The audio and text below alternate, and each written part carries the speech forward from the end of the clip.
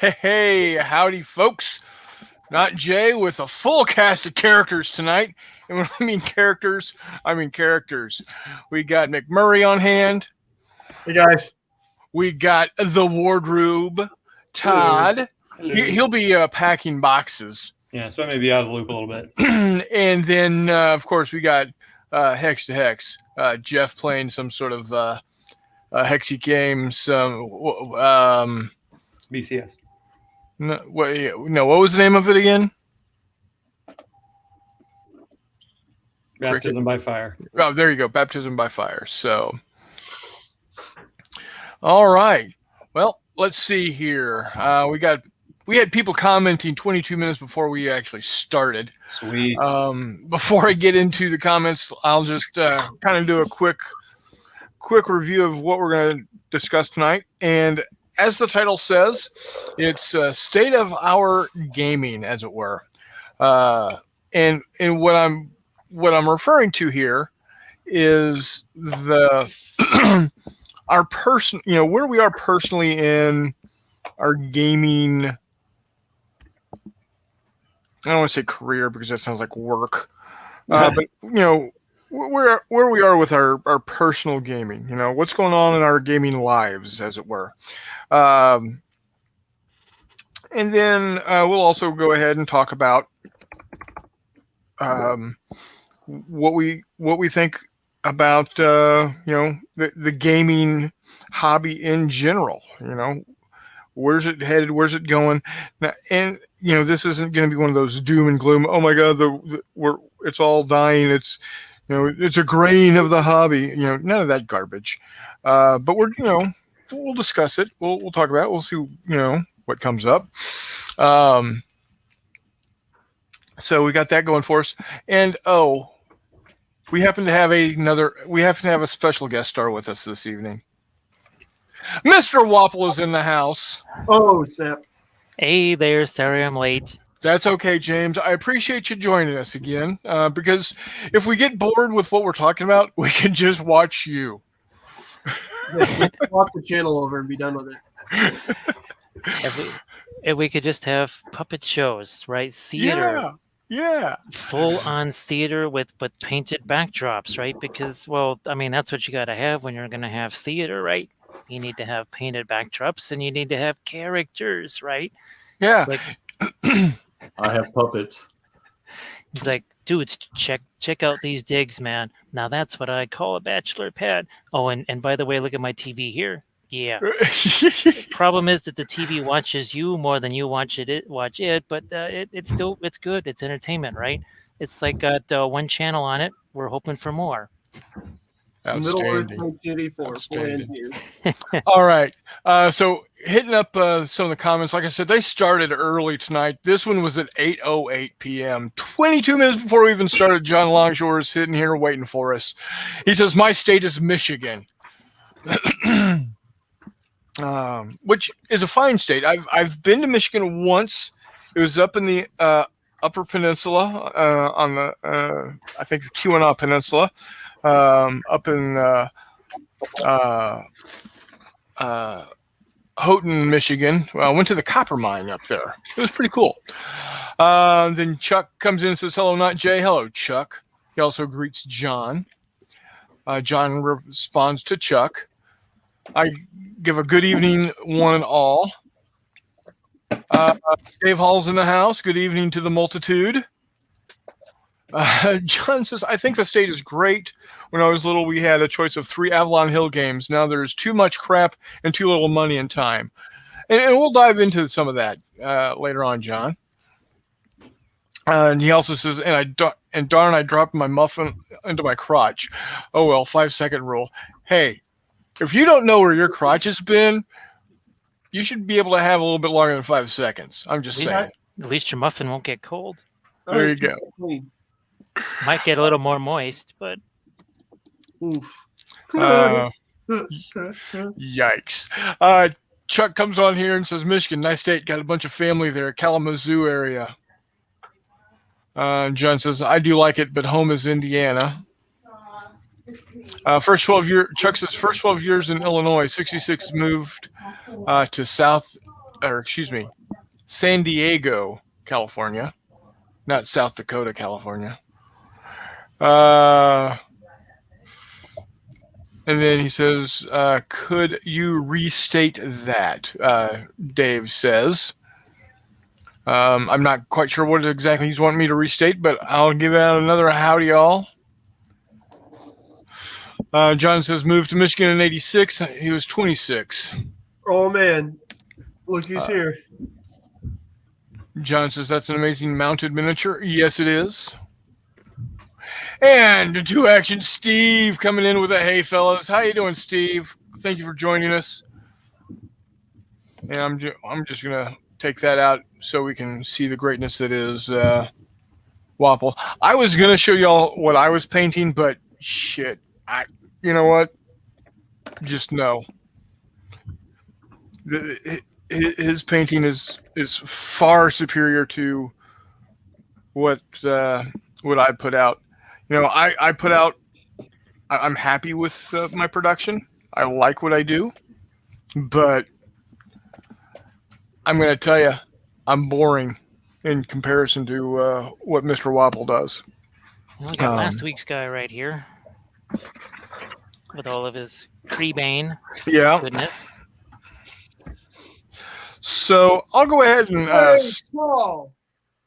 Hey, Mr. Beckus. So my wife is currently watching a Australian TV show called, what the hell is that called? Australia rules. I just learned a bunch of the rules No. Australia rules. The Aussie AFL. rules. Go I thought Bulldogs. it was Harrow. I think is what it's called. Harrow. He's a police pathologist. It's kind of like NCIS, but in Australia. She seems to dig it. So I made mention to her that you, Mr. Beckus, are a police officer over there. And she thought that was cool. Because it is cool. Anyway, so I'll go ahead and get this conversation started. And you know, everybody knows that has been here for at least 13 seconds, knows that I am a huge Star Wars fan. And I play Fistful of Lead almost exclusively. Now, I have recently, I've been working with my brother on a variant for What a Tanker, doing a sci-fi version, and then ultimately to get people that aren't necessarily historical war gamers interested, but are gamers of that other sci-fi game that's out there, or the 800-pound gorilla in the room, as it were. To get it, we've done a Old Hammer version of What a Tanker using 15 millimeter 3D printed old school Predators and Whirlwinds and the whatnots and the Hey 99s. So that was that's been fun. But I am wanting to expand. Some of y'all know that I'm also looking at doing redoing my U.S. Army Cold War U.S. Army in 3 millimeter. I have Israelis and Egyptians in 3 millimeter for the 1973 Yom Kippur War. And people, well, what are you going to use to play that game? What else? Fistful of Lead, Bigger Battles. That's what I'm going to be playing with it. Because you can, and it's easy. Somebody over there on the Fistful of Lead site or Facebook group, said, does Tales of Horror have zombies, and can it be used in a modern setting? I said, yes, it has zombies, and the great thing about Fistful of Lead, you can mishmash everything together to do whatever you want, because the only limitation you have with Fistful of Lead is your own imagination. That's the only limit you have. So, I mean, and that's why I'm constantly on about that game. That's why McMurray talks about it a lot also, because it is such a great game. Let's see. Paul Beckett says, hi, guys. Chuck says, hi to all the other great people. Paul Beckett he says, I don't watch police shows unless it's Lethal Weapon. There you go. Cold War Commander 2 is getting released at Salute in November. Yes, I saw that. I will dive into that a little. I'm excited about it, I think. I liked the original Cold War Commander. My copy of that is sitting right here next to my desk. Mine is close at hand. I don't know where it is, other than I do have it as a PDF on my iPhone. So, and then John Longshore says, sorry, Warmut, I will never understand zombies. I agree with you, John. It's kind of special to like zombie games. What about Rob Zombie? It said it takes a special kind of special to like zombie games. I don't. Yeah, I'm not a big fan of the zombie games. But what else have I been doing besides collecting just an ass ton of Star Wars miniatures? I've got, well, I now have an ass ton of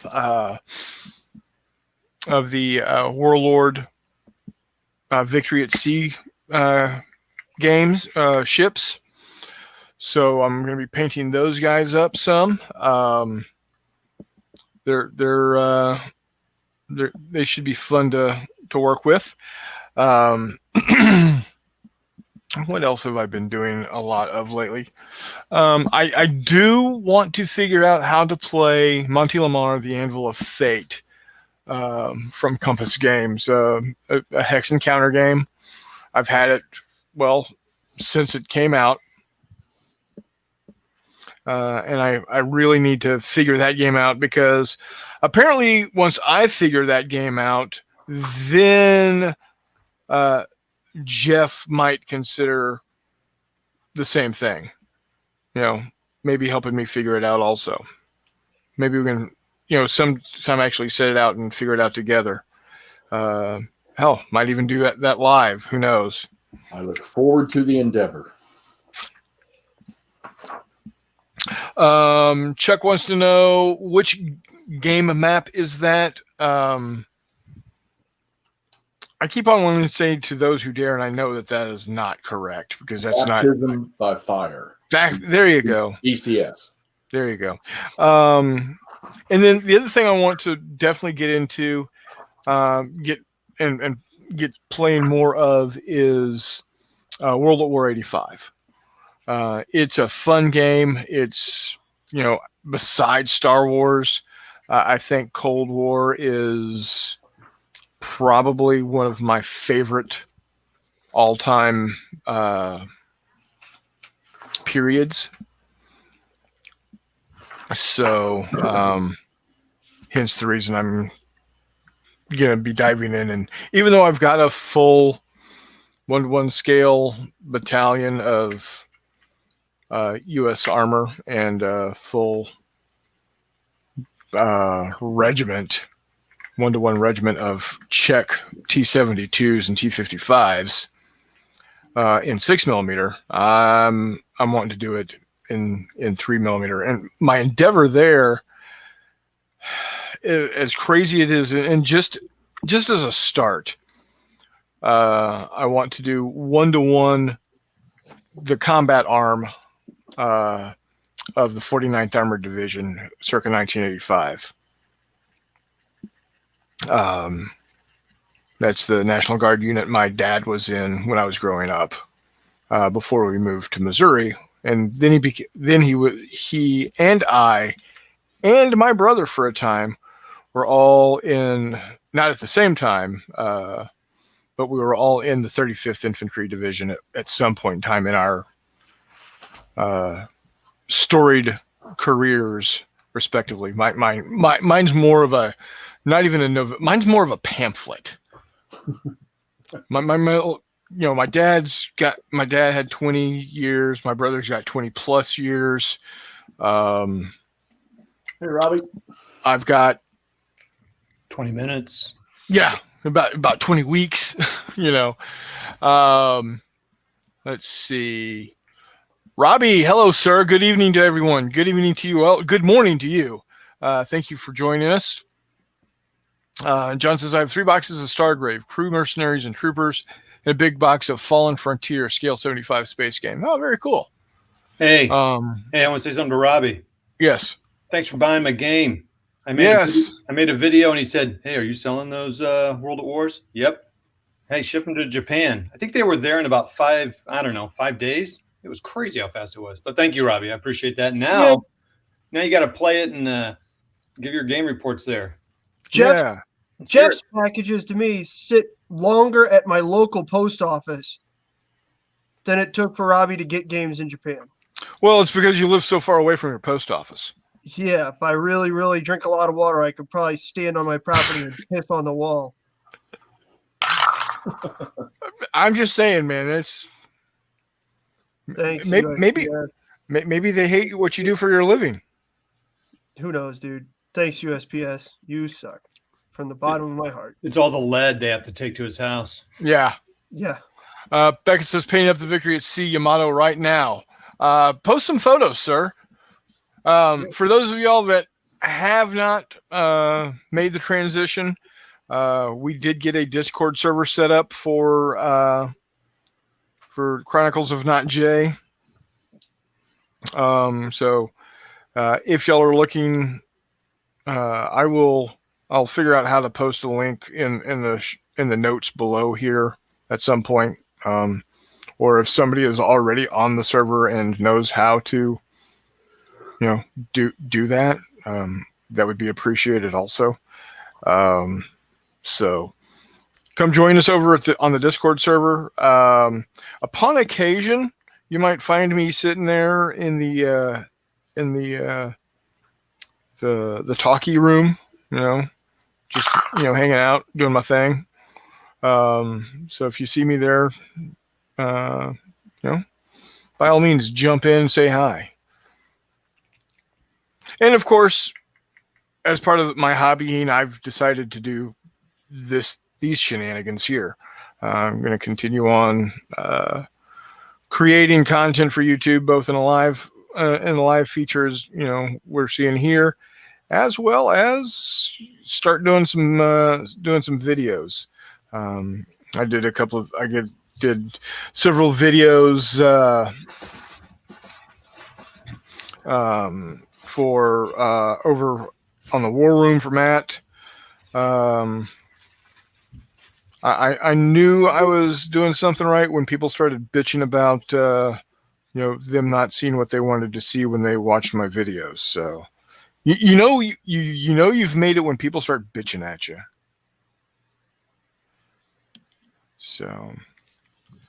So for now, that's kind of me where I am.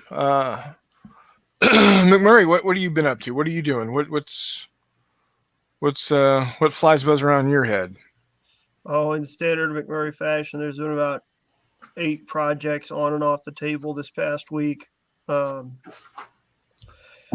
I've been working on trying not to start any new projects, but wrapping up projects, working on projects that I already have. With that in mind, I pulled out and started painting up a bunch of 28 millimeter pirates that I've had for years and years and years.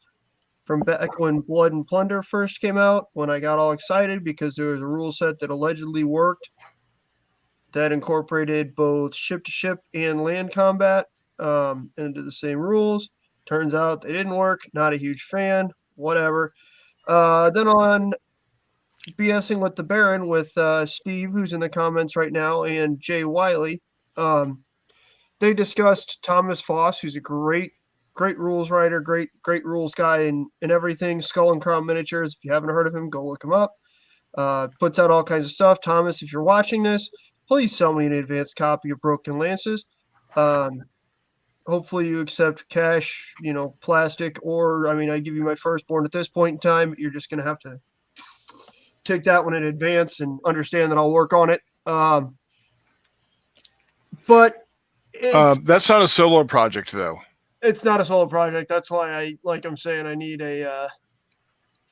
I'll work on it. But yeah, so I mean, like I said, I've been painting some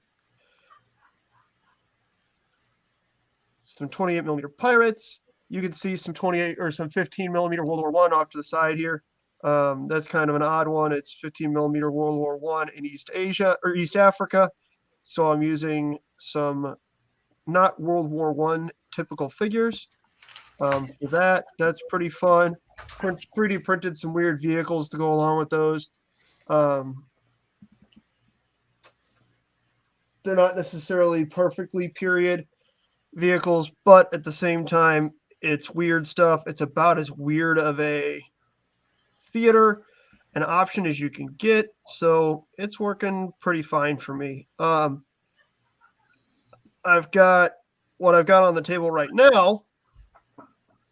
It's also 15 millimeter Africa, but about 50 to 80 years later. So this is Cold War era, kind of possibly through modern. These guys that I'm painting right now are African irregulars. I'm going to paint them as all having khaki uniforms, despite the fact that they are irregulars. If they've got just, T-shirts on, I'll probably paint them white. But I don't know. Jay Wiley mentioned doing some possible imaginations type stuff with this, which I'm always a fan of and always down for. Let me grab them real quick. I did 3D print some stuff possibly for use with these guys' vehicles too. Again, just kind of on the semi-weirder sides. These guys are going to be rolling around with World War II style possible, vehicular support, maybe a little bit later than that, depending on what I'm looking at. Let me find those real quick. Let's see. Oh, of course, they're on the very bottom. Okay. I've been told. Well, he's getting his stuff. I'm going to go ahead and hit a couple more of comments. We got John says, I wish modern stuff was of interest, but too much time sitting in cold farmland to find it exciting. I understand, why game what you lived? Robbie says, thank you. I'm leaving the game now. Yes, it was about 5 days. Super fast. Thank you, Todd. John comes back with, I'm just amazed how James can paint so messy and it turns out so great. My painting ends at the messy part. Becca says, picture posted right now on the World War II channel. Thank you. Steve says, you may need a mailbag. If I start getting comments like the Baron does, yeah, we'll have to mailbag it. He says he's hopefully coming to visit with the Baron. Oh man, that's awesome. And then, have you tried the AK-47 rules, McMurray? I'll send you a PDF. Paul, I have not. I would love that. I have not. By Peter Pig. I have not played those. I haven't looked at them. I know a lot of people play them. So I got some armored support type stuff. Got some Beaverette, weird Marmot Harrington-ish, armored cars. Oh, yeah. These are actual, post-war African stuff from the 60s and 70s. I got a couple Humbers that are just fun little guys. Oh, there you go. No real guns, but whatever. And then some Kuragani trucks. I don't know. They're weird looking and seem fun. So there you go. I've come to the conclusion for you, if it's odd, you're going to dive into it. Yeah, right. I was thinking about, you're exactly right. So I got 3 of the trucks, 2 of these little Humbers as command vehicles, and then 3 of these Beaverettes. They should be fun, easy, quick to paint. I've been looking for like a 15 millimeter technical type thing, but they're a little harder to find. So whatever. I'll find something that'll work for them. If not, I can always order Old Glory ones. They're like $5 a piece. There you go. Hey, hasn't Tim printed a bunch of technicals? That not 15, but it could scale it down or 28s. That's a good point. Maybe. Yeah, by all means, Paul. I'd love to play them. I'd love to see them. I've looked at, like I said, Cold War Commander. Mike DeManna from First Command War Games made something. I don't remember what it's called. Wars of Insurgency, maybe? I've looked at those, messed around with those a couple times. Obviously, Fistful of Lead. Yeah, it should be fun at least. I mean, there's just an infinite amount of weird stuff you can do. Your imagination really is the limit to a certain extent, so that'll be cool. I've been farting around, kind of accumulating foliage and whatnot to make an obnoxious amount of jungle-y, savanna-y terrain. They can be used as kind of underbrush sort of stuff for 28s, and then more large-scale things for 15s. So, I mean, this should be good. That should be a rather simple project. It also just occurred to me that this particular branch I just held up in front of you guys, I can just pull all the foliage off of the armature, which means I can throw away the armature and put the foliage in a thing, which is pretty stinking nice. But anyways, that should be quite a simple project. Again, using CDs. My favorite way to do that now is to just put something over the hole, get a layer of glue on it, go in with the brown grout, because then I don't have to mess with an underlayer or anything. I can chuck brown grout on it, and then it textures it, it colors it, it makes it obnoxiously durable. It's not something that you then have to worry about. You know, you can just kind of, oh, okay, that's done. That's fun. And it looks great. It's super easy, and it's dirt cheap, man. Jesus. You can get, like, grout usually comes in those great big, like, anybody ever eat goldfish out of the great big milk carton looking things? Yeah, grout comes in 7-pound boxes. Yeah, and that's a lot of grout. And you can get it if you can find it on sale. You're going to spend for that 7-pound box maybe $15 when you find it on sale. I think I got mine for 11 at Menards and it was on sale. Yeah. Well, there you go. Yeah, so that's just ridiculous. And I have done an entire 4x4 table with thick layers of grout on it and not made a super noticeable dent. But anyway, so that should be simple enough and fun to just have. It should be good terrain for basically anything is my point. So I picked up some mosses and lichens to go under there. Because one thing I've noticed is that with jungle terrain, kind of the more variety you can get on there, the better, so long as you don't get too nuts about getting massively out of scale or anything like that.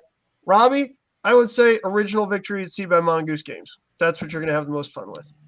Paul's going to hate me for that. He might not hate me for that, but Naval Thunder. Naval Thunder by Todd, or Naval Thunder at Sea by not Jay. Ocean Thunder. Ocean Thunder at Sea. Sorry. Or in Paul's case, the Thunder from Down Under. The Thunder from Down Under. There you go. Paul, have you worked on? Is Warlord putting out all the ships with the prefix HMAS for Victory at Sea yet? Because that would be pretty slick, having the Australian Navy's ships for the Second World War. Get to lay the smackdown on some Japs with that. What else? I'm trying to think of what else I've done, because there's just been tons of random stuff that I've kind of dove in, done a little bit on, and then either finished up or moved off of. Just because I don't know, man. For whatever reason, I've had trouble sticking to one thing recently. I really want to be building terrain quite badly. That's You and Warmutt. One of my first loves in the hobby. When I was just a broke, middle school kid. All right, well, I have cardboard, I have hot glue. Let's get after it. You might be getting some 15 mil terrain sometime. Warmut or me? Or yes? You. I have a bunch of 6mm terrain I need to finish up. Or do I? Holy crap! Okay, so I took Mr. Wapple off the big screen for a little while so McMurray can showcase what he was doing. Yeah, and then, yeah, this happened. You're disgusting, James. I love you, brother. Mission accomplished. yeah. Walkabout Games is in the house. Hello, Chris Long, eh? It's going pretty well. So Todd, you're going to be short and sweet because right now your gaming world is in about 300,000 boxes.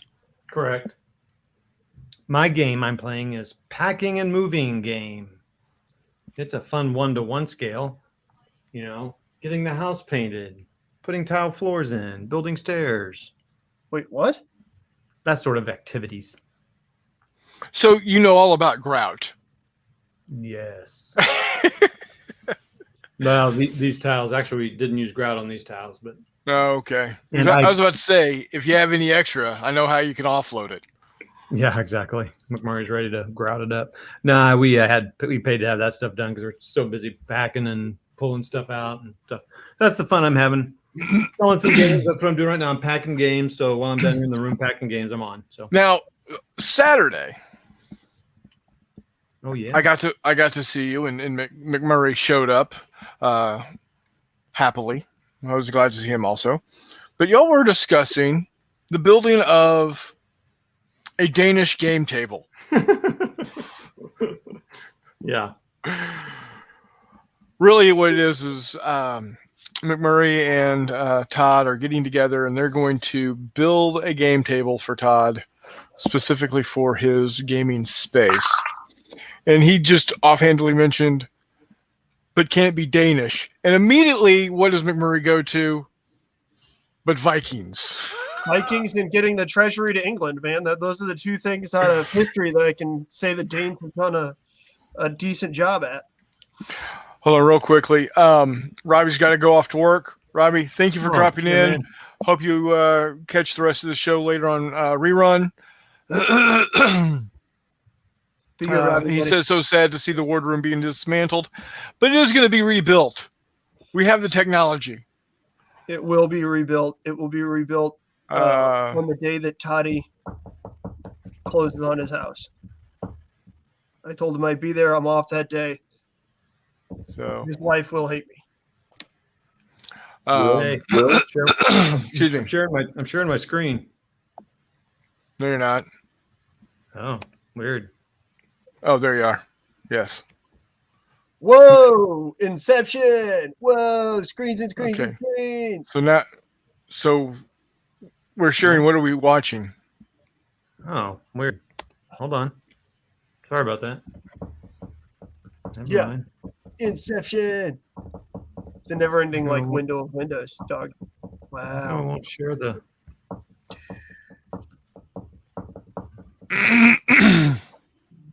Anyway, Jeff. That's me. Weird. Obviously, you're doing the whole hex and counter games. You're currently playing. I can't remember again because Trial by Fire. That's it, right? Baptism by Fire. God, so close. You muppet.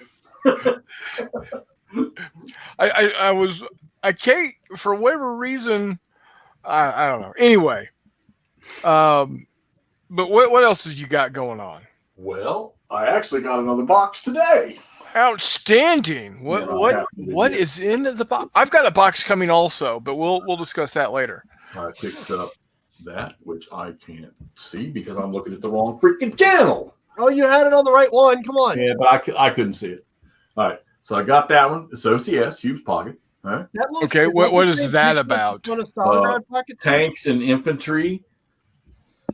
Best I can tell you because I don't know much about it. Early 1944. Southern Eastern Front. So Kursk, Army Group South stuff. Okay.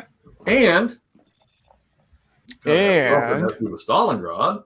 Enemy at the Gates. And my favorite person, Helena? the ultimate general that knew everything. Oh, you got von Manstein in there? Master Eric. And inside one of these boxes is a game that one of you, my buddies, is going to get for free because I already have it. Dibs. You don't even know what it is yet. I do. Yeah, I know. It is GM. Here, I'll even show you. It's not in a box, so you're not going to get a box. But I'm sure one of you all will play the daylights out of it. But he gave it to me for free because he had 2 copies, and this one was in a plastic baggie, I guess, and everything else. But it's an older game, so one of you all is going to get that. There you go. So, because I don't need 2. Not with that attitude. All right, Todd, you had it there. I saw it. Put it back up. There it is. Hold on. There we go. Yeah, the Army Group North and Army Group South will be arriving in the next day or 2. So yeah, we met up at Thanks, Jeff. Thanks grocery store. A grocery store parking lot, just hanging out.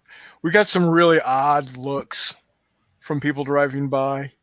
Yeah, it's definitely one of those things that somebody thought we were selling drugs, then they actually saw us up close and were like, "Oh God, I don't know what the fuck they're doing." It's worse and more embarrassing than drugs. Yeah. Yep. So, what else you got going on, Jeff? Well, I wasn't in that picture. Well, no, because you're freaking West Virginia, not in Illinois/Missouri. That's it. Just focusing on BCS and clipping games. All right. Golf is over, so it's game time. How did golf end, Jeff? Huh? Yeah. How'd golf go for you? How did golf end? You already know. I told you last night I won. But the viewers don't know this. Oh, yeah, they did. Huh. I won my club championship for the second time in 3 years. Whooped all the youngsters.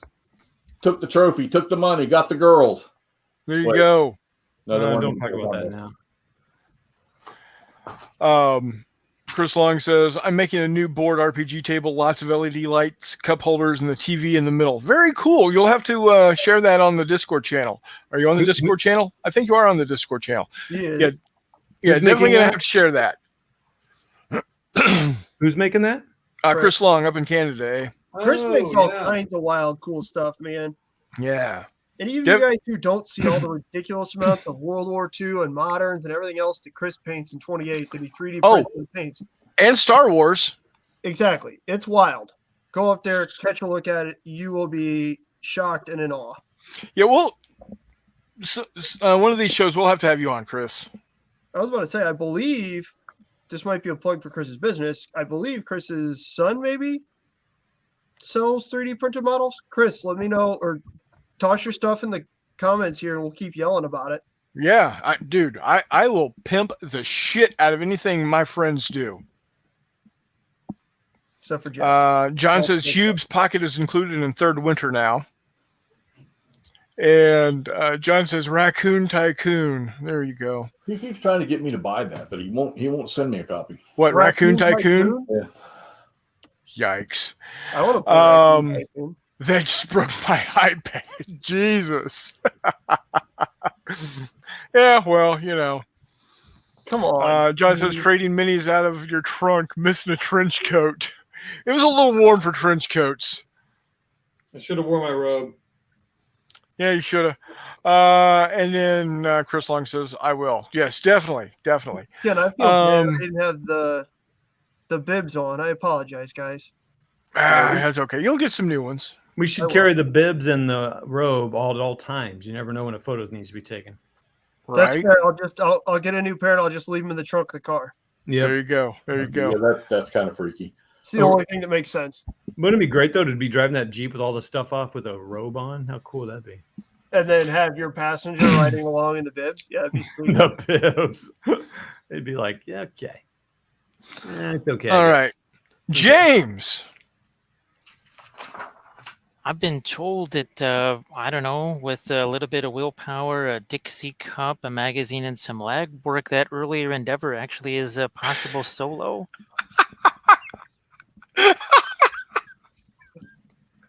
There you go. Jackpot. So there we go. I guess that'll get me well on the way to the first one there, big man. Not the, was it Nature Finds a Way or something like that, right? That's Where how there's that a will, goes. there's a way, man. Oh God, It's you're awkward killing me, just borrowing James. a terrible or a good title from a terrible group of people. It would be The Triumph of the Will. Oh God. There Again, you go. great Oh. title, terrible people. Yeah. So James, what have you, besides being just disgusting at painting, and you're painting up what Herodrum here? More Harad. We're kind of getting down to the end of the bed. I think there's maybe 4 or 5 more infantry to go, and then they will be ready to, shall we say, have their way with some Gondalorians There you several go. times. But And you've got something 3D printed that once you get done with these guys, you want to be working on, right? yeah, we do have the Winged Hussars. Actually, what I was doing when I got your message was reorganizing about 20 things like this filled with 3D printed stuff. Yeah. Different companies, different things. So these are the Winged Hussars. Everybody sing the Sabatone song because the Winged Hussars will arrive, of course, and that means everybody's got to sing the song over and over and over again so that we get lots of strikes on the channel and get demonetized and all that good stuff. Good for me. I don't have I'm not big enough to be monetized, so you know. But it has been everything from large scale thing. Well, here's some of the larger scale stuff that we've been printing out because Asgard sent me a whole bunch of their new files that they're going to be doing. So they've got things in bust version and That is 75 mil. Definitely So bus version. sort of like like what Loot Studios does, where they'll have the 32, the 75, and that sort of thing. Wow. And then we just tons and tons of Lord of the Rings stuff. Here, let me see if I can even just I mean, there you go. That is kind of that's what I was just trying to organize just as you were Wait, was that messaging were me. those wargs? So these are some Dvali wargs right here. And this was actually the new thing I was trying to get organized with it. Here we go. So the Vault Warden teams for the dwarves right here. Oh yeah. For Khazad-dûm. So those are also from Dvali right there. And then actually I was also wanting to see what the Rangers looked like. So Cav on foot.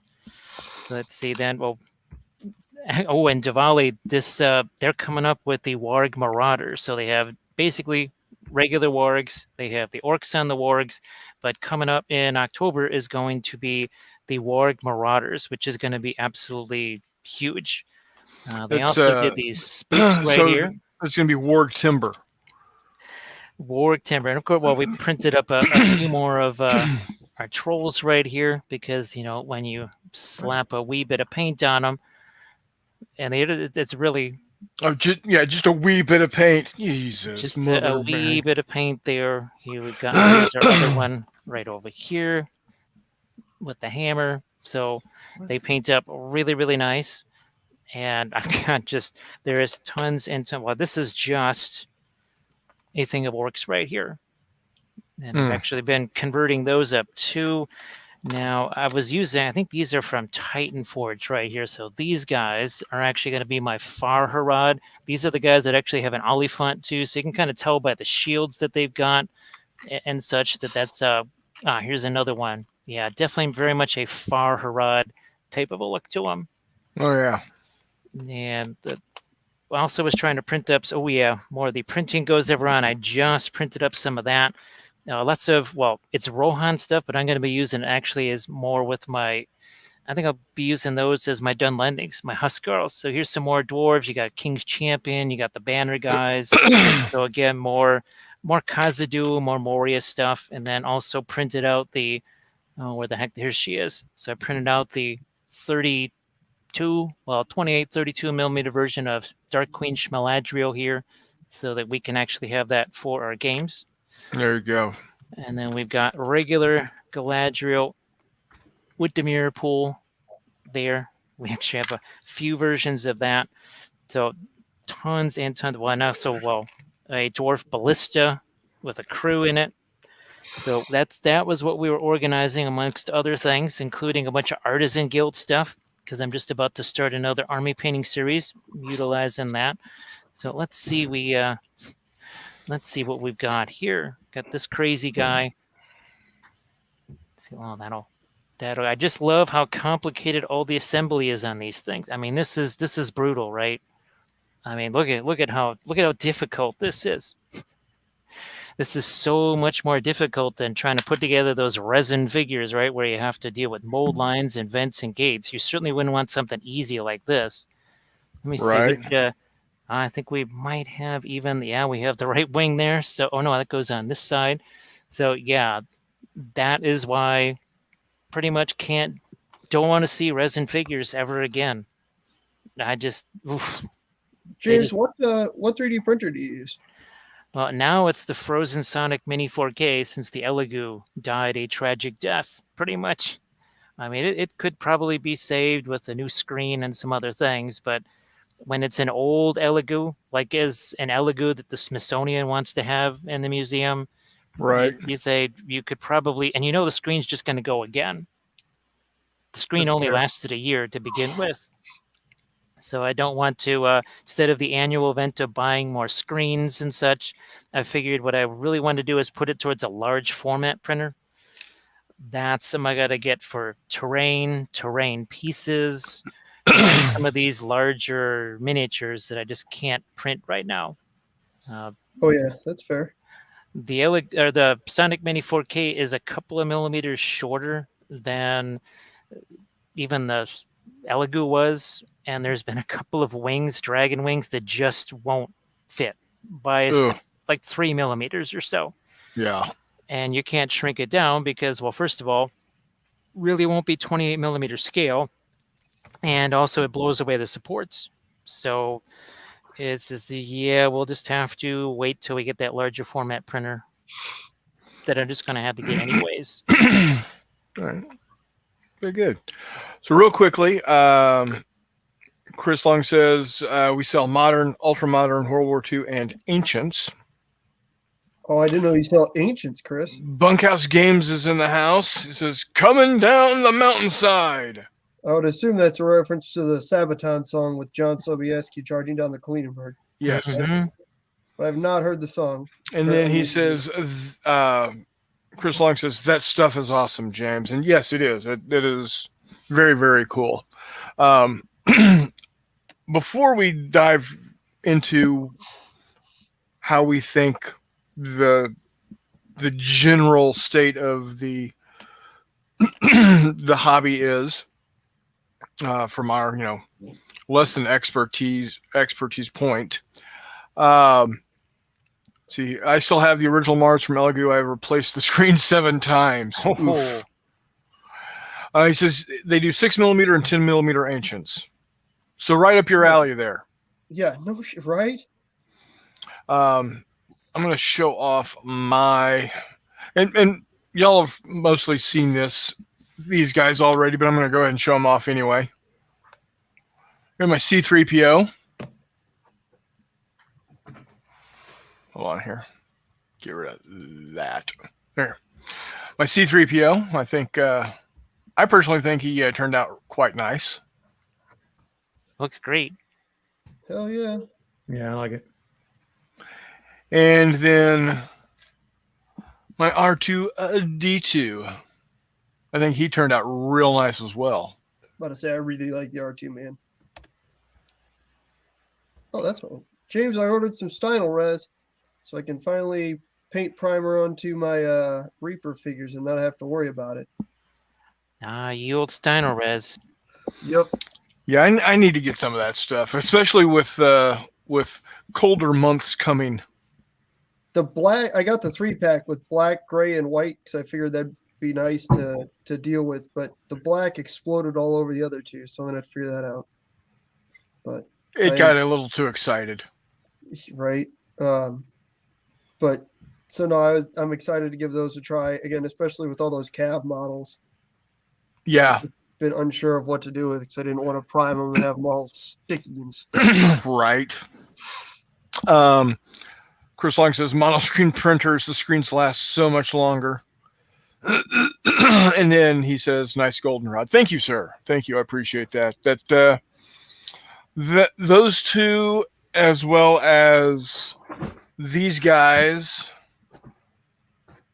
my fleet troopers, are getting painted up for my Tantive 4 project that I am working on.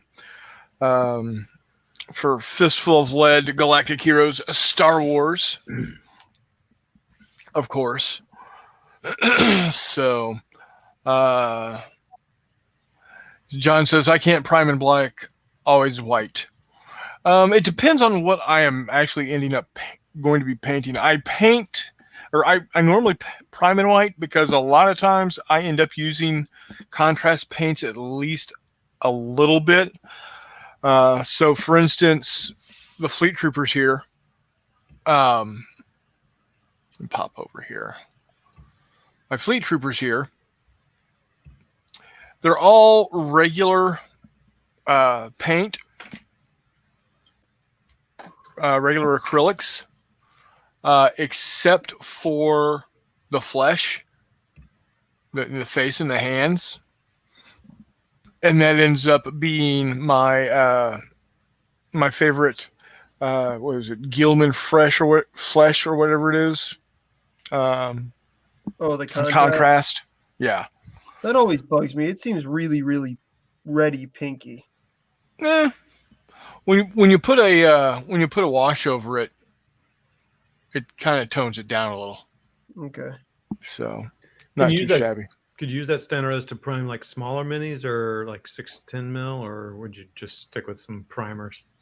I mean, my big thing with those is I was grabbing them so that I could A, have a paint on primer, but B, have a primer that I could get onto the soft plastic models, again, like Reaper Bones and Cav. Yeah. Mm-hmm. Right. Okay. What I anticipate will happen is I'll probably paint it onto a bunch of them, and then if that works with the colors that I've got, awesome. If I want it to be another color under the primer, like, you know what I mean? Yeah. I can then spray it, and hopefully it won't be a goofy color or a goofy texture. So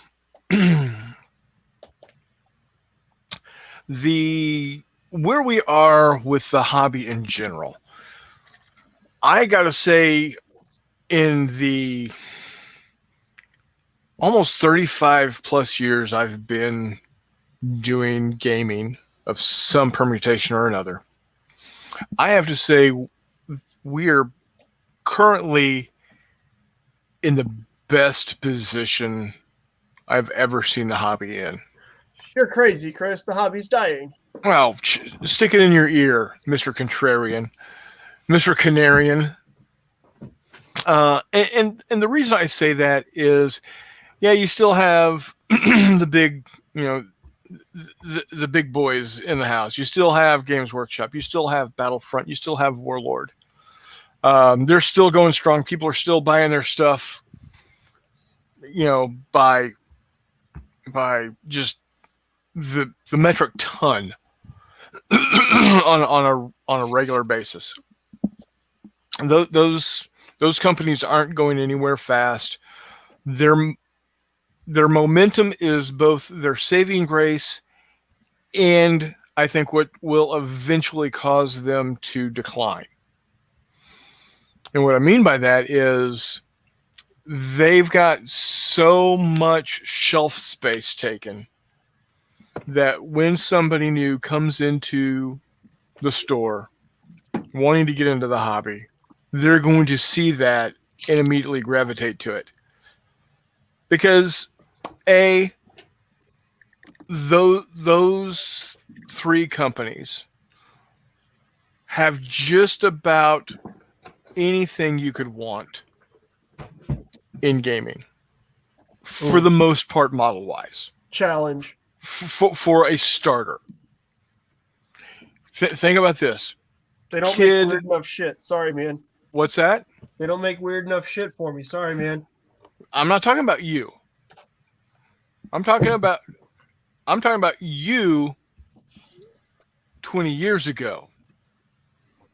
All right, that's probably fair. All right.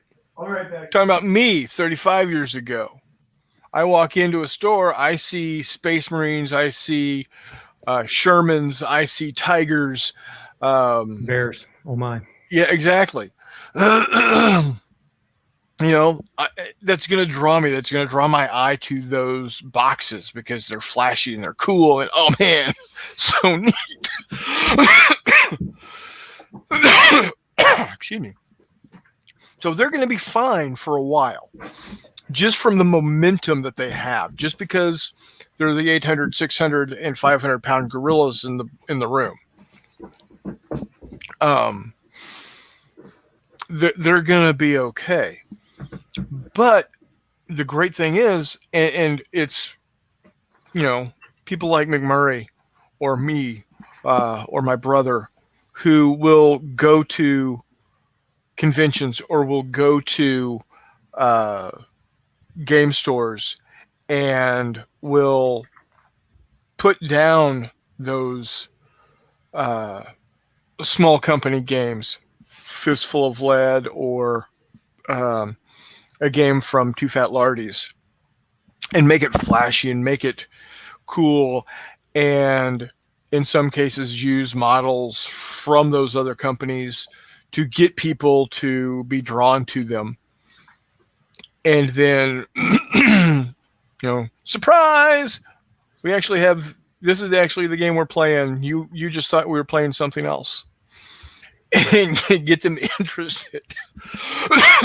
Excuse me. Get them interested in those other small games. Now, where I see the hobby in general going to is, as Steve said, look at all the STL files out there. The hobby isn't dying. It's changing, and it's changing fast. And I agree with you to the point where a white metal miniatures company has produced and is providing to its customers an STL. Todd shared with us a post that shows Heroics and Ross out of the UK has created a 3D STL file for a Martyr. Was it a Martyr 2? Yeah. Was it a World War II model, right? I think a Martyr 2 is actually modern. Okay. Anyway. And what they've finally, this company has finally decided is, if you can't join them, beat them, or if you can't beat them, join them. And so they've offered an STL.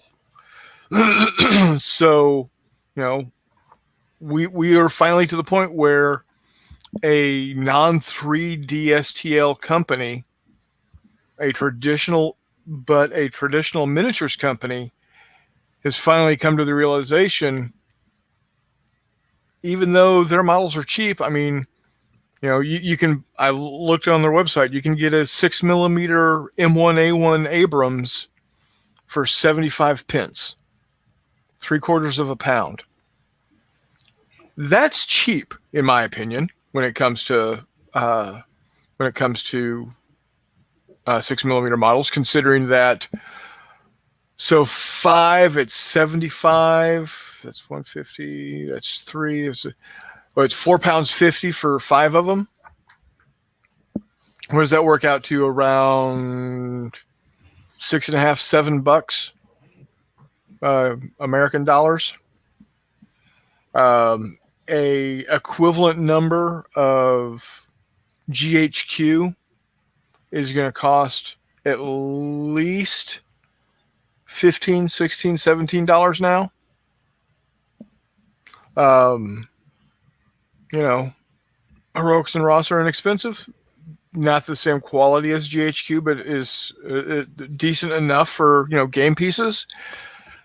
And they've decided that they're going to see what this 3D stuff is all about. The good thing with miniatures companies such as Heroics and Ross or GHQ or whomever, they don't have to worry about balancing for their games that they're producing models for. That's where you're going to find Games Workshop and Battlefront and these other companies running into problems. Is there are going to be other people out there that are talented enough to work a 3D modeler software package to produce models that are similar in style to these other games, and they don't care if things balance or not because they just want the cool minis. Perfect example are, I've showed them before. This is a 3D printed model right here. And you will not find Hera Syndulla anywhere on a Legion webpage because they haven't made her yet. So I can't. Steve will know the name because he has essentially bought every single 3D model that this cat's put out forever. So, and they're about to do a Patreon where you get access to all their stuff for however, it's like what a lot of the Patreon or 3D STL companies will do is they will have a limited part of their catalog available each month. So, if you're a member for the month of October, you will get these 5 or 10 models made available to you to download. And then the next month, November comes around, you'll get access to this next 5 or 10 models, etc. So, and in some cases, if you were Skullforge, that's it. And the Patreon is live. So, yeah, Skullforge he's doing not only Star Wars, but he's also doing superheroes now. I know a particular company that is potentially might be doing a superhero supplement eventually at some point in time.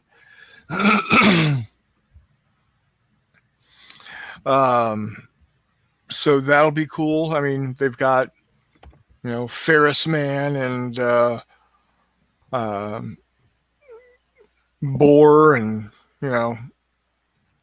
Lieutenant Mexico, whatever, can't call them the actual things because then that's copyright, but, join them on Facebook, he says. Yeah, I'll have to do that.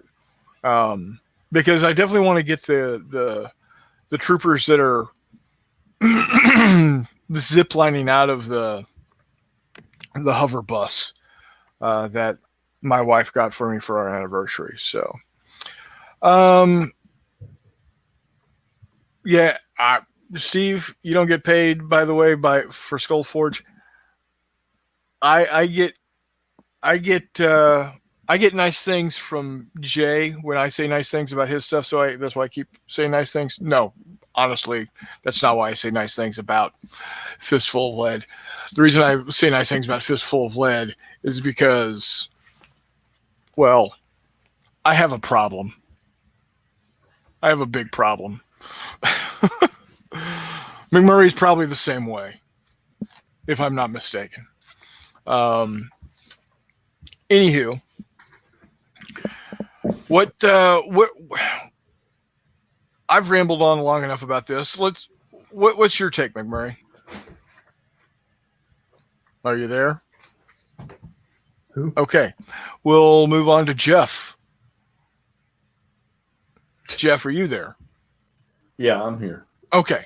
So I can't put a take on your side of it. No. I'm asking you about where are we with Hex Encounter? How do you think Hex Encounter is now compared to, say, even 10 years ago? Is it better? Is it worse? Well, I can't do that gap because I was out of it for so long. But from back when I was in it, which would be the 80s. Uh-huh. I mean, okay, so when I was in school, which I was a jock most of the time, but I still played these things, and I had a neighborhood, there's probably freaking 8 people my age that at any time we could get together and play. Yeah. Right? I'm not going to find that right here within 50 yards of my house like I could then, or 50 or 5 miles of my house like I could then. But my opinion from then to now is I don't see this being a dying market. I think the games, let's just take one series of games, and I'll take OCS or even this BCS. Just looking at the games from 1 to 20 or whatever, or however many are in it, it just seems to me that it's like technology. It just keeps getting better and better and better. Yeah, you get a fizzle out that comes out or a dud that comes out every now and then. I would assume, all right, that people may are excited for, and it turns out to be nothing. But I think that the mechanics, the vastness of play systems even in Hex Encounter games, I think it's like dramatically increased from what it was in the 70s and 80s. So I can't see this dying. It's everybody always jokes about you can never have enough Gettysburg or Bulge or Waterloo games, and you ask me, that still stands true. Yeah.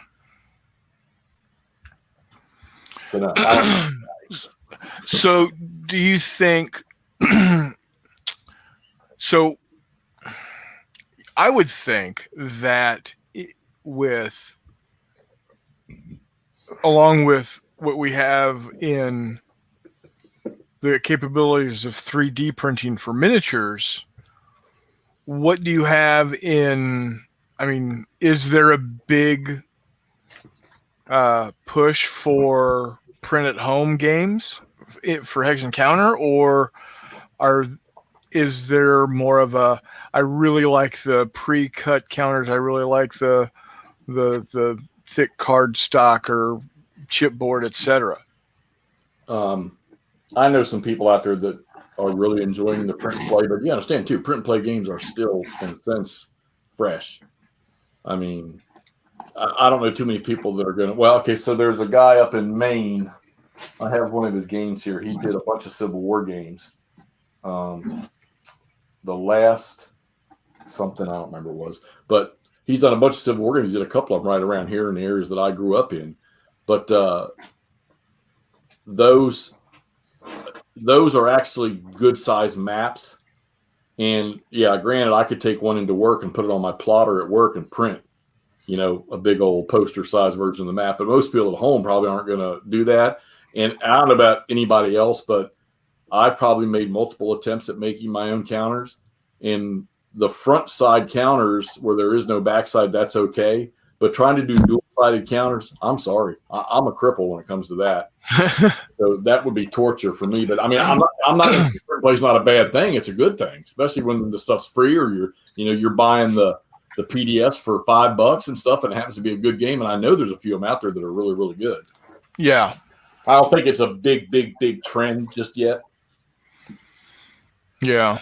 And that's something I've found interesting is 3D printer technology. We've gone from 3D printers costing thousands of dollars to just have a small one in your house or at your company to a couple of $100 gets you a machine that will produce, table good models. And in a time period that's, I gotta think definitely less than 10 years, maybe even less than 5 years. But we've had this technology called inkjet printing and laser printing, and those printers are still, I mean, I went and looked at the cost of an inexpensive color laser jet recently, and you're still talking $400 for a color laser jet. And you want a letter, if you want something that's bigger than letter size, my buddy's, his girlfriend bought him one for Christmas. A large HP. I mean, pretty much after you get beyond letter and legal, they start qualifying them as business machines. Yeah. And those things are still 4 digits easy. Oh yeah. I mean, an inexpensive plotter, inkjet plotter, which will do, I think the smallest one is like 36-inch, 36-inch print that uses 3-foot wide paper. It's still $1,500. Oh, the one sitting in my office is about $12,000. Oh yeah. Well, it also probably prints out 13 feet every 4 seconds. But let's go hit some comments here real quickly. Bunkhouse says, you're saying copyright says, I hope more people quit GW after the crap they've pulled recently on their fans. Yeah, the 800-pound gorilla was, I thought had turned the corner and was doing what was right by their customers and fans and making some changes, and then they go and just completely poo-poo all over it. And for those that don't know what's going on, they had started to listen, especially with the 40K players. They started listening to their old school gamers saying, "Hey, we really liked it back when it was version 2 and version 3. It was really cool. It wasn't Hero Hammer. You weren't building a force around a single character or a single team. There was some story to it, et cetera, and so forth. And it looked like they had kind of turned the page and started making amends with the 8th edition, and then they just threw it all away, especially when they started going after people that were doing a lot of videos promoting their stuff, a lot of YouTube stuff, a lot of YouTube commentary, a lot of YouTube gameplay, and they, wholeheartedly went after those people, saying, "Hey, you've got to stop doing this. We don't want you to do this anymore. You can't be doing this. It's against, it's against our IP. It's an IP infringement, et cetera, and so forth." So, yeah, they did a big flip flop on their flip flop. So, let's see. John took off, so I said, "Have a good night." LBW in the house. Yo. What's up, Yo, LBW? back at you. What's up, Steve? He says, stopping in. Well, thank you for stopping in. He says, just got done working on the Confederate 10:15 a.m. turn on Last Chance for Victory. Speaking of Gettysburg. Hour and 45 minutes, and I get to issue orders as Bobby Lee. There you go. And then we've got the Joy of Wargaming in the house. Hey-o! What's up, Joy? And then LBW says, James Wapple, that's Lord of the Rings figure there. Some Herodrum. Yes, it is. He's doing amazing work with it. If you would actually believe it, because I've watched it with my own eyes, but an hour and 15 minutes ago, that figure that he is painting right now was just primed, just like the little dude next to him. An hour and 15 minutes is what he has been able to do with that model. It's amazing. LBW says, yep. And very nice. War of the Rings is my all-time favorite minis game, the mass combat one, not the strategy battle game. No thanks. And he says, nice. Yeah, it is nice. He's he's an amazing man. We love to have him. He at least gives us something to look at while we're cussing and discussing stupid shit. So yeah, and I find that interesting, just going back to the printers, that the two different technologies, of the two, you would think 3D printing would still be a much more expensive venture than 2D printing. But I think a big reason is the medium with which you print with. I don't have to use, I've got a Raise 3D FDM printer. I don't have to use Raise 3D filament. I can use whatever filament I want. I've got an Elegoo Mars printer, resin printer. I don't have to use Elegoo Mars resin. I do because it works best for me. Whereas HP, you've got to use an HP cartridge. Even if it's a third-party cartridge, it was originally a HP cartridge at one point. And your HP printer might not like that third-party cartridge you put into it.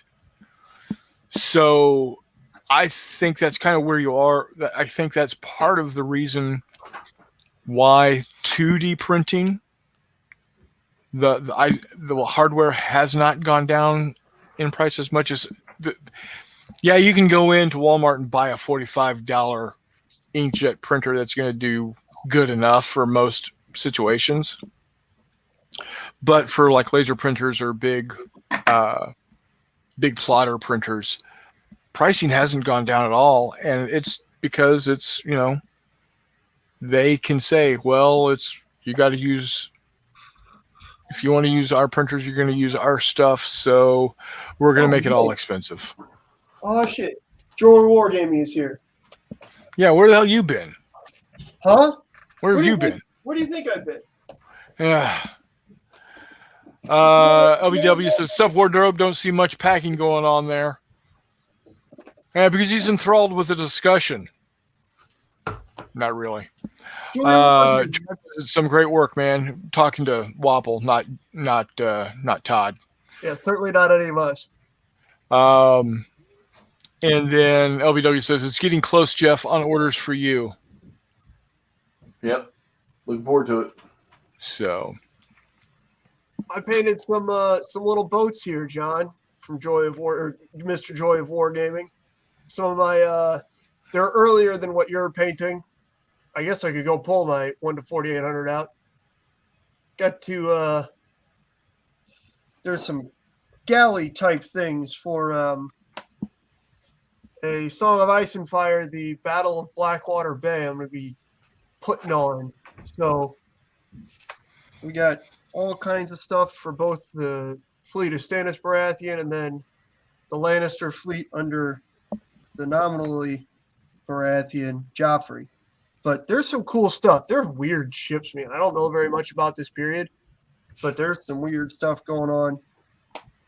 And there's a whole bunch more I still need to get on bases. I ran out of half-inch bases, 1/2 inch by 1 inch. So actually, we could paint some of these really fast. These are some mysterious ships from the Lannister fleet that we'll paint up real quick here, since we're here and have the inspiration.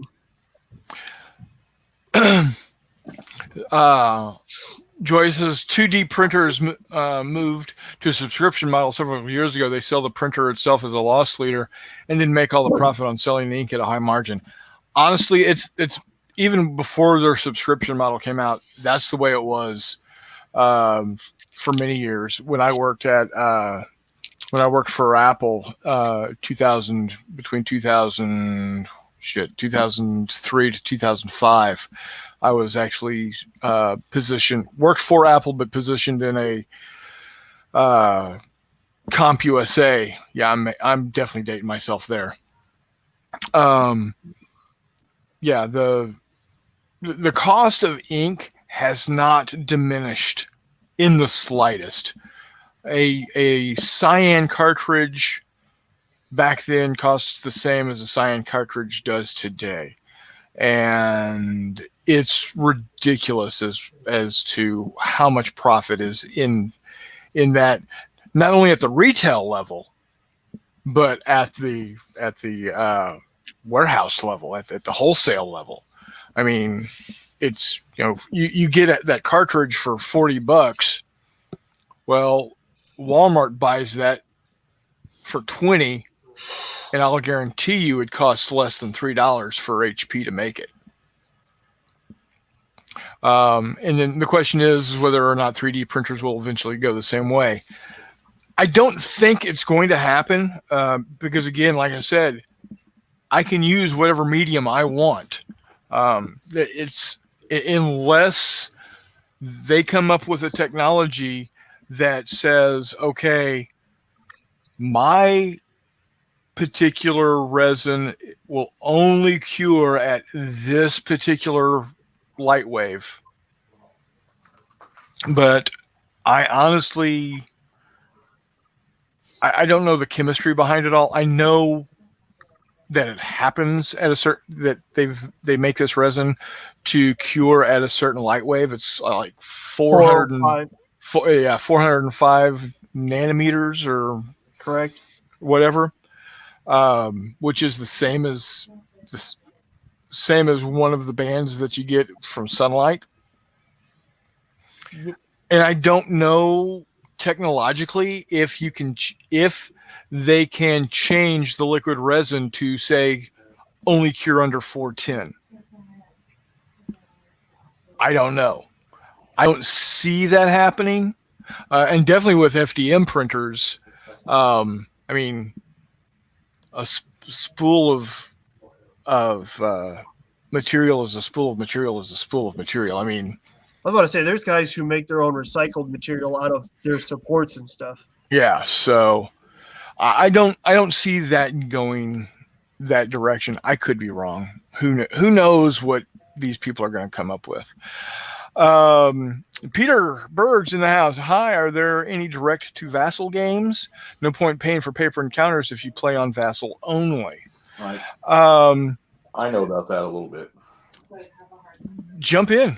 So the game I was thinking about from the guy in Maine, it's called Last Full Measure. It's all Civil War games, I think.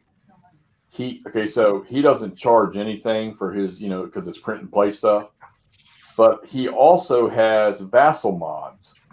So something like that, yeah, you wouldn't have to go buy a game. You could just download the Vassal mod and use it. As far as like the big 3 or 4 out there, or GMT, MMP, Compass, Decision Games. I'm sure I'm missing some, but I don't personally know of any they have that are just free. But in MMP's case, you can go to their archives and you can get the scenario rules, the standard rules, and all the charts for most all of their games that are like 2 or 3 years old or more.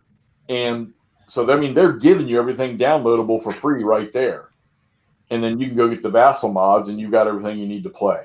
I don't know what the legal requirements.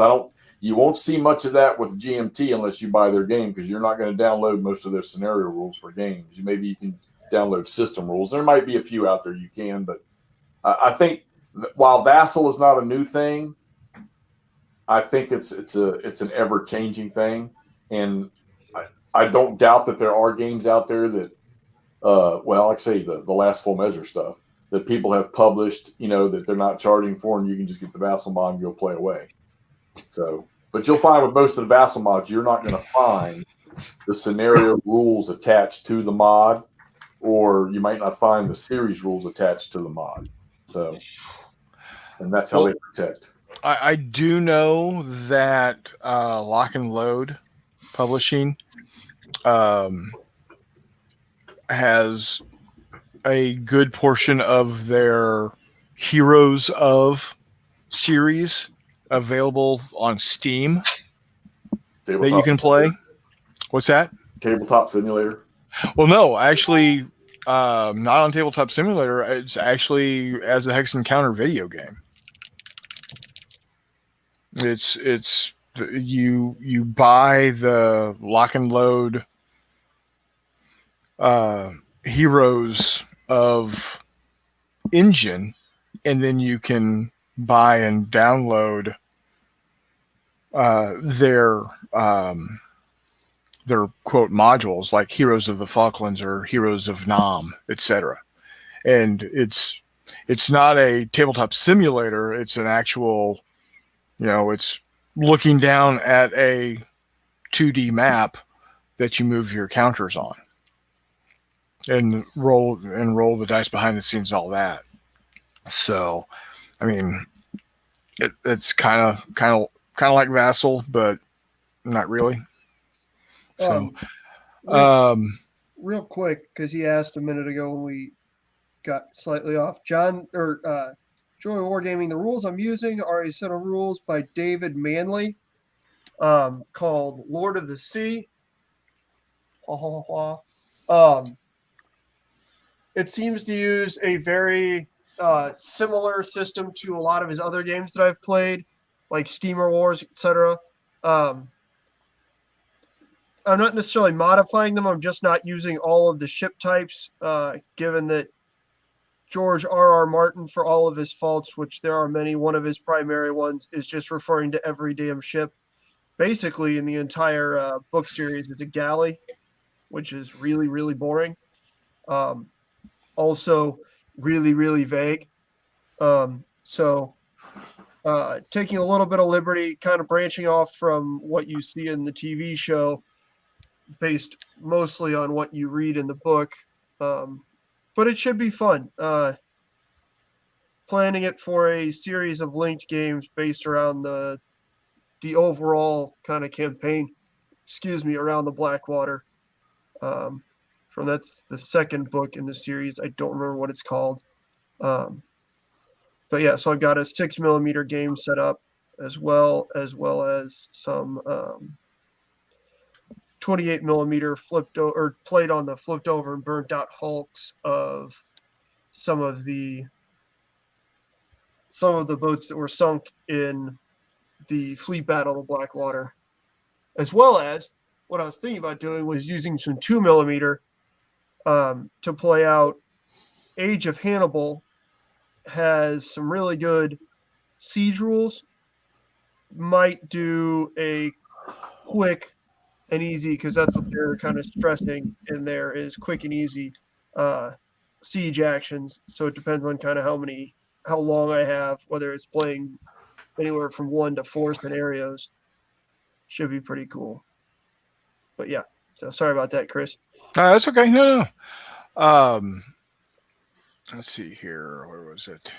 I would wholeheartedly encourage anyone to look up David Manley's games, Long Face Games. They're all available on War Games Vault at incredibly good prices. They're good. They're simple. They're easy to understand, fun to play. You don't need a whole bunch of extra stuff to go with them. You basically just download, print the rules. All the player aids or whatever else you need will be in the rule sets. Though we're asked, MMP does release the reinforcement schedules. They give you just a PDF of the campaign book. All right, there you go. LBW says, I had an ink and toner company, and compatibles were the bulk of my sales. So if they go to high margins on resin, easy for third parties to sell it versus the ink and toner IP. Agreed. Because, it's once you understand the chemical nature of resin and how it works, I mean, it's easy to produce, Well, except you can probably produce a printer that will only take a certain type of resin that you can then copyright, i.e., if Games Workshop does ever get into the 3D printing game. Yeah. That's what they'll do. Well, I think more on the line of what will happen is what Peter comes up with here is I saw something about the software for processing 3D files for certain 3D printers may become platform dependent and require users to purchase a yearly license for the full option software. So I think that's the way GW would probably go, is like, if you want our files to work for you, you have to buy our slicer. Go for it, GW. Hey, The entire I 3D got a printing bail market on you all tonight. already laughing. Okay, at you. that's fine, Jeff. Thanks. Any final things you want to mention or say? Todd, wash your robe before you pack it. McMurray, order Africa. And Chris, keep on painting. Gonna do my best, buddy. Thanks for dropping in. Thanks, Jeff. All right, good painting, James. Talk to See you you later. later. See ya. Bye, Jeff Henry. So yeah, I think that if they decide to go down that road of, yeah, we'll offer 3D STL files, but you can only use them with our software, and it's going to cost you X number of dollars a month or X number of dollars a year for you to access our software. It's the same thing with Microsoft Office. You can still buy a single license of Microsoft Office, but they really, really want you to do the annual subscription where you give them $100 a year and you have their software package. Again, my reaction would be, all right, GW, everybody's already 3D printing better models than you're putting out anyways. Right. No, I agree. But there's going to be those people out there. Oh, there are. And that's my point, is that's why they won't ever really have to do that, because there'll always be those idiots who just buy it anyways. Yeah. Not that our viewers are idiots. I apologize. There will always be those consumers who decide to do that anyhow. Right. But I think that's if GW were to go that route, I think that's how they would end up doing it, to be perfectly honest. Chris Long says, about to push print on a new Saturn. Wish me luck. Good luck, sir. Is the Saturn an FDM printer or is it a resin printer? I cannot remember. That's Elegoo's great big resin printer. It's their big resin? Okay. Or one of the big resin ones. I think they have a bigger one now, but either way, yes, it's a large bed resin printer. Be really good for doing stuff like terrain tiles, like the hexes, if you wanted to do a campaign sort of thing. It'd be really, really good for that, because you could print. My issue with purchase with beds that big is that I always want to print really big stuff, and then sometimes the resin vat can't take it. But where it's nice is you could print out, an entire platoon of 28 millimeter. Exactly. Yeah. Or a battalion of 15 or a regiment of 6. Yeah. Or 4, 5, 6, 7, 8 of these terrain hexes that ordinarily on my Mars 2 Pro, I can only get 2 maybe on 2. If I'm using their pre-supported stuff, just 1. Yeah. Which isn't necessarily bad, but it'd be nice. Yeah. So LBW says it's a violation of antitrust laws for them to force you to use their consumables. Yeah, and that's why I think, since the software aspect is not quote unquote a consumable, that's how they would get around that. I'm sure eventually someone would be able to reverse engineer and get around that easily. Just the same way that I can download for free from Oracle their Office replacement software and open Excel files and Word files, etc. Just use Google Docs, for Christ's sakes. Yeah. He says that is how Ink Toner got around HP, Epson, and Canon, etc. Yeah, exactly. Chuck says, good night, Sir Hex. He's already gone, so we missed that boat. The big brother of the Mars. Okay, very well. Yeah. Bunkhouse says, software as a service as a service is fraud. When the publishers, developers can take things away you pay for, that is theft, but for some reason no one does anything about it in software. I agree. And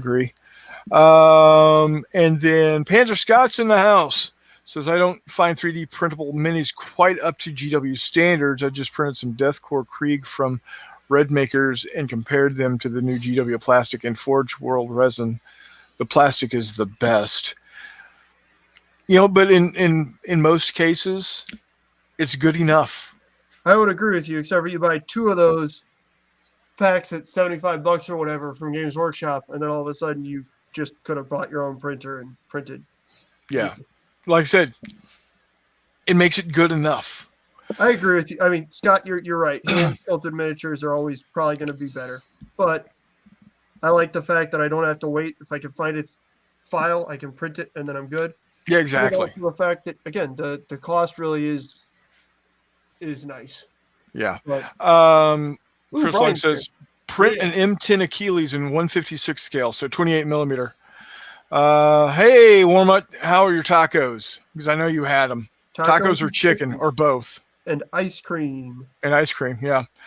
Buckhouse says, it's one thing to pay subscription to allow access to a library that you can make personal copies from, or you can pay for an instance of an STL. It's another when that access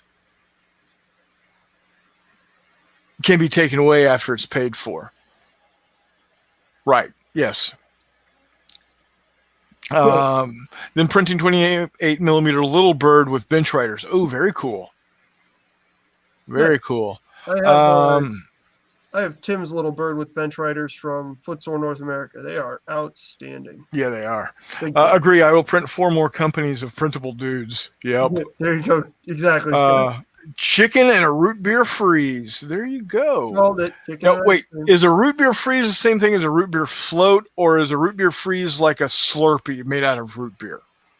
I don't know, but that sounds pretty awesome. It does sound pretty awesome, considering I just finished off my NW zero sugar root beer. Jesus Christ, Chris, you drinking enough of that? What? Good gravy, buddy. You drinking enough of that? It's a 20-ounce bottle. Oh, okay. I just saw the shape of it, and it looked like, because it's weirdly shaped, it looked like it's a 2-liter. I was like, God damn, buddy. See, this is why I like little ships. These are really simple drinks, but there's 4 of these little boats, and then 4 more of these guys doubled up that are finished until I decide how I'm going to get the labels on their bases and then finish out the bases. Well, because they're that simple. What size are those? 1 to 2,400, Todd. Come on. Keep up. Jesus, man. Panzer just signed up for the new Loot Sci-Fi Patreon. Great STLs. I apologize, Todd. Chris Long says, tacos are life. You're not lying. Hey, I'll try to join you guys if you like next week. I'd love to have you, Warmut. We miss you too, buddy. We really do. Hell yeah. McNicket gets all verklempt when you're not around. I do. Ice cream blended with root beer. Okay, so it's like a root beer float, but it's all mixed up. Oh man, God, now I want one. Yeah, but every Dairy Queen, in this time zone closed at 10 o'clock, and it's 10:08 now. So hooray. Yeah, and I would have to drive to Louisiana, which is about 25 minutes. So Louisiana, Missouri, not Louisiana, the state of. I know, but you're in Missouri, Chris. It's Louisiana. Oh God, don't get me started. I walk about games. Yes, tacos. Not tacos for life. Tacos are life. You Warmut. Yo, not you. And then so, okay, guys, off to bed. To read rules and get ready for the next turn. Have a good one, fellas. Thanks for dropping in, buddy. I appreciate it. Have a good night. Be well. See you, Steve. See, man. Good night, LBW. So, I'm curious what Waffles, some of his favorite food is. What's his go-to? Well, really, of course, what was that? My last broadcast, I was talking about my own homemade chili called Nature's Wrath. and it got nothing to do with it being hot or anything like that. Just that bit of methane, maybe a bit of methane produced. I just blame it on cows and global warming. That hole in the atmosphere, that wasn't me. That was all cows and all that kind of stuff. Did not cause that. That was not my fault. Not this week, anyway. Hilarious. Next week we'll work on that hole. Ice cream, definitely of all kinds, with whipped cream on top, and then magic shell, then another layer of ice cream, and then another layer of probably some magic shell, and probably whipped cream and ice cream on top of that too. You can tell that we do believe in the diabetic lifestyle. Word up. And pizza with 10 different kinds of meat on it. If you can find a dozen, then you throw a dozen on there. Is that Chicago style pizza? What sort of pizza are we looking at here? Well, I know that you can't. Well, in Giordano's, they do have a 5-meat pizza, because for my birthday, the guy that moderates my Twitch streams, he sent a 5-meat pizza this way, and it was in a deep dish style. And we were only able to clearly identify 4 of the meats. We're still trying to figure out what the 5th meat was. It's schnitzel, and they were using schnauzer. That sounds like a good problem to have, though. Who knows? It could have been, they might have counted some eyeballs, or maybe some, whatever other scrapings that were on the cutting room floor, something like that. Oh, Iron Wolf wouldn't do that to you. Let's see. Missouri is good for copying place names and then changing how the name sounds. Yeah, like Versailles. Versailles?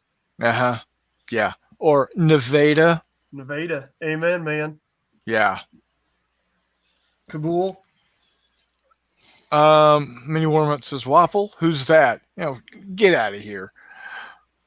So, occasionally I have to have crap food to remind me of good food. I went to Taco Bell last night. They were out of tortillas and beans. How the fuck do you run out of tortillas and beans? Now, okay, let me step back a second. Warm-Up. What the heck, man?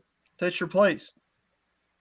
I'll step back for a second. I am aghast that they run out of tortillas and beans. However, that's about as bad as Red Lobster running out of tartar sauce. What? Yeah. So we had a big family gathering about, 10, 15 years ago. And we went to the Red Lobster there in Lubbock, Texas. And my cousin, who got some sort of fried fish thing or other, wanted some tartar sauce. They were out. How do you run out of tartar sauce at a place that sells fish? Yeah, that seems pretty rough. He said Rocky Road ice cream with Hershey syrup and smashed up Cocoa Puffs. Boom. Jeez, do you want to lose a foot? Because that's how you lose a foot. Rocky Road ice cream with Hershey syrup and smashed Cocoa Puffs. Jumping, Jesus, man. My favorite Taco Bell story is a friend went there and they went through the drive-thru and said, "Yeah, I'd like a beef taco or whatever." And they said, "Oh, I'm sorry, ma'am, we can't serve that. Our meat tube is broken." There you go. And she goes, "Oh, your meat tube. Okay, then I'll take a chicken quesadilla." "Oh, I'm sorry, ma'am. I said our meat tube is broken." Yeah, what did your friend not understand about that? I'll just let that sit for a second. Yeah. What did your friend not get? I'm confused. The meat tube's busted. It didn't happen. What is there a chicken flavor thing? The meat is the same tube? Are there different tubes that merge? I'm just curious. And there's a meat tube. It seems pretty straightforward to me. But I did go and grab out most of my 12400 stuff since Joy of Wargaming is on here, and he has been recently playing with Fighting Sail, I think it is, from Osprey. With Tumbling Dice is 1 to 2400, and I realized that my Tumbling Dice 1 to 2400 I washed, and I did not wash my Old Glory 1 to 2400. So guess what we're doing now, folks? Washing. We're gonna put some washes on these 6. No, wait. Are you sure you're not washing them? I mean, I am from St. Louis, so We're gonna put it onto these 6 Old Glory ships because I got tumbling dice vessels for playing the Battle of Flamborough Head. So, when you wash your ships, are you going to be eating your toasted ravioli? God, I wish I had toasted raviolis right now. I might go get some T-Ravs later just because you mentioned that. There you go. Don't get me wrong, man. I like me some toasted ravioli. I just find it really damn funny that they call deep fried ravioli toasted because it sounds better than fried. I mean, I feel like originally the idea was to toast. I want to say toast ravioli was invented in 48 or 46 down on the hill, and somebody accidentally dropped ravioli into the fryer, which was before the breading was a thing. So who knows? I mean, whatever, dude. I don't give a shit. It's delicious. I'm not eating it because it's healthy. Ormut says Taco Bell was my first job. 15 years old. I was responsible for mixing up the seasoning and the meat. The heat from the oven was nasty, and my sweat will drop in the meat. Yeah, thanks. That's what gives it its. That's one of its spices. Possibly one of the most gross things I've heard in a long time. Yep. Oh, that was. I remember 1989. I was born. Shut up. What? I'm sorry, man. We can't serve those tacos. Our sweat machine is broken. Can I get some nachos? That hairy kid Brian is out today, so we gotta. Sweat machine is broken. All I can think of is the comic book guy from The Simpsons. You guys talk about that? Oh man. Actually, I think what I'm gonna do before I go to bed is I bought. So Monday night we decided we're gonna have nachos, and Donna doesn't like guacamole. Okay. Oh, fair enough. I don't like sour cream, so yeah, but guacamole and sour cream are 2 different things. I thought you Agreed. were Mexican, Chris. The only time Mexicans have sour cream is when the refrigerator breaks down. That's all I'm saying. I thought you were a Texan. I am a Texan. You don't like sour cream, huh? Not sour cream in and of itself. I like it when it's mixed into, foods like in stroganoff. But I don't like it as a condiment. Let's put it that way. You guys heard it here first. Not Jay is a terrible Texan. Yeah, I am a terrible Texan because I live in Illinois. Anyway, so I get the single serving guacamole tubs. They group them in packs of 4. I've got some more. I might have to just dig one of those out with some chips and a Coke before I go to bed. So, well, Mr. Wapple, you have yet again thoroughly amazed me with what you're doing here. I'm going to kick the rest of us off here and just go whole on you. And I'm going to be honest, you're to the point where you're 100% ready to put that on the table. No, he's not. You or I would be. Exactly. I mean, he's about 13 layers past where I would be happy. It's because he's got 14 layers on it. Exactly. So, holy smoly. Look at that. Yeah. Can you do the black and white thing, Jace? When you get a minute? Yep, I think we can because we're using XSplit. So we can. Whoa! That's awesome. Yeah, it is. And it really is interesting when you see it on things like this. I think we showed this last week, where now you have object source lighting, now you don't, because it's a trick of the eye. You've got everything down here is that really intense orange, super warm color, and everything on the top is that cooler green color. So here, now that we got our color back, all of a sudden now you see the object source lighting again. This here orange is no lighter than all the rest of this stuff. It's just it's orange, and it's, well, fluorescent orange at that. Yeah, but like you say on your streams, the intensity of the colors are the same. It's just a trick of the eye because orange draws our eye to it more. Like here too, okay. The reason why this stuff comes forward is that there's warmer colors in it, but these are also more saturated. These are desaturated because you have more of the opposing colors. So here, instead of this green having maybe some red in there, there's really no green, just blue and yellow. But there is little hints of brown there, some hints of that, and then there's some hints of green over here. And it really, here, let's we can actually back out of this a bit. There we go. And you take away the color again. Now it's all about edges. This ring of Isengard here, that's a hard edge. You got hard edges on these rocks here. The further back you go, the softer the edges are. It's the same thing. Where's our Isengard right here? Let me see if I can grab this one. There we go. You don't see any of the intense colors there, but you do see there's some sharper edges here in the foreground. Background, it starts to get more soft edges, but now as we bring our color back in here, all of a sudden, well, gee, you see some cooler colors up here, but some of these cool colors are intense. Yeah, a lot of the warm colors, well, they're not so like this. Yeah, it's a warmer color, but it's kind of dingy compared to that sky blue up there. It's all the same stuff. It works for miniatures too.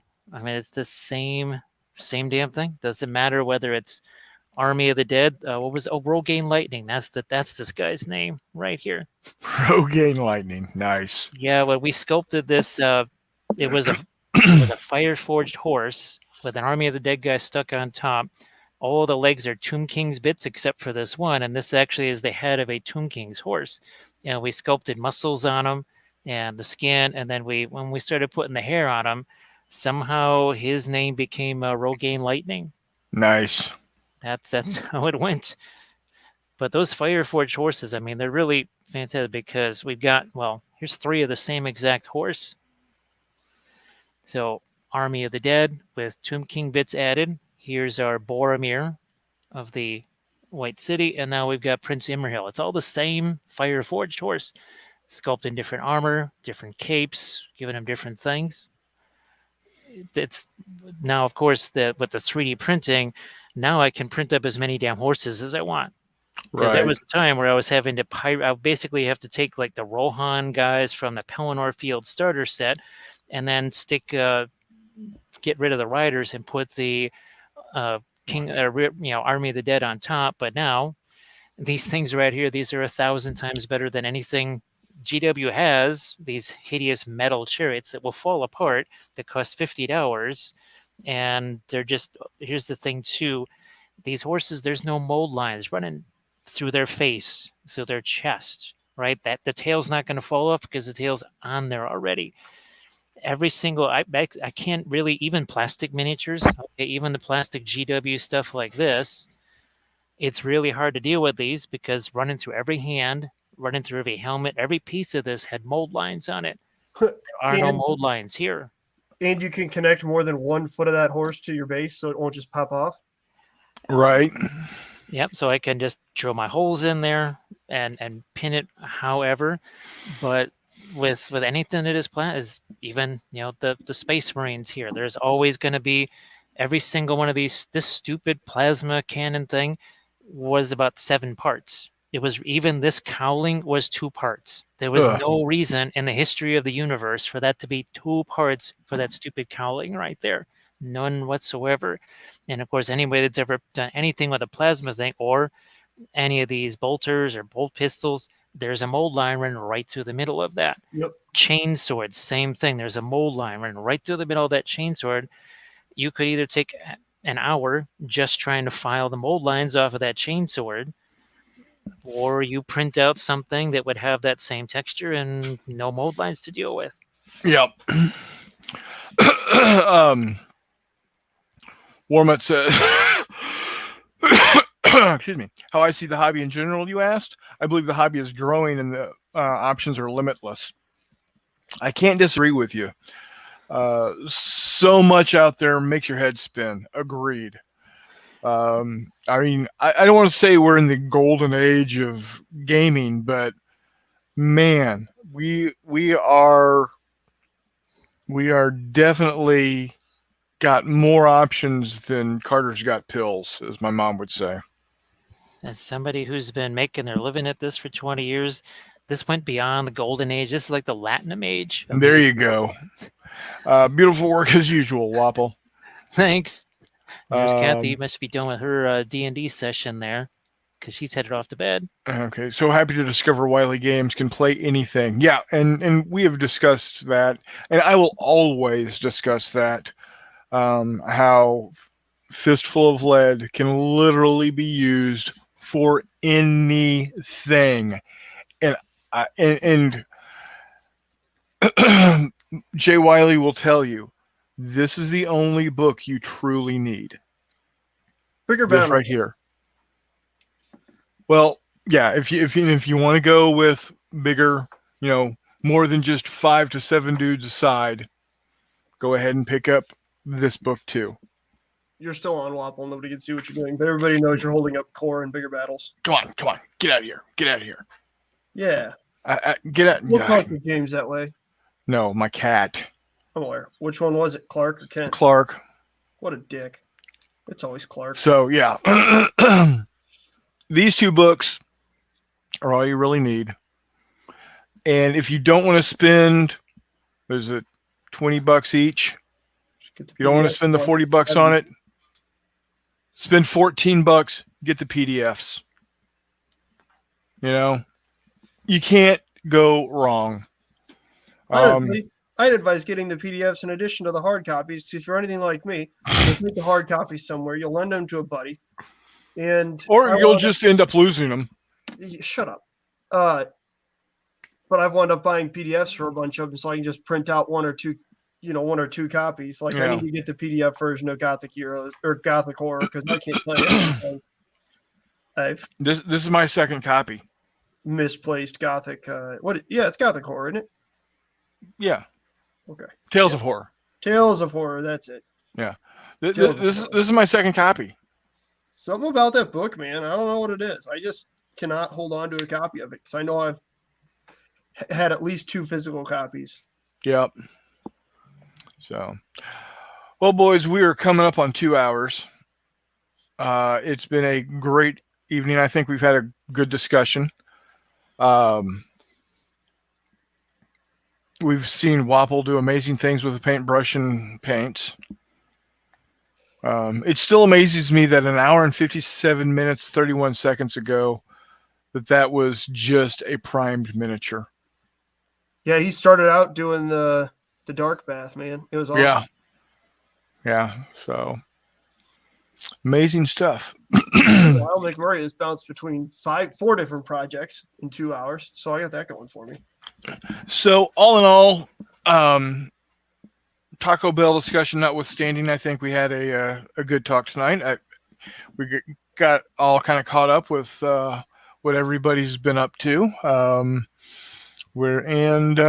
think the consensus is both in miniature gaming and Hex and Counter gaming. I mean, we've got all the options we could even think about. So going forward, it's looking like we've got plenty of fun to have. Be on the lookout in the next couple of shows. Got some guests coming on.